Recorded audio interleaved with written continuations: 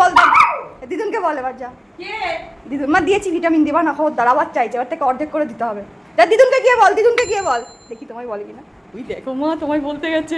তুমি তো খেয়েছো তো, একটা খেয়েছো না, এখন আমার হয় না, একটা খেয়েছো। কেমন কথা বলছে দিদুন, দিল না একটা বিস্কুট দিই তাহলে ভিটামিনের বদলে, নালে ছাড়বে না। দিদুনকে বলেছো?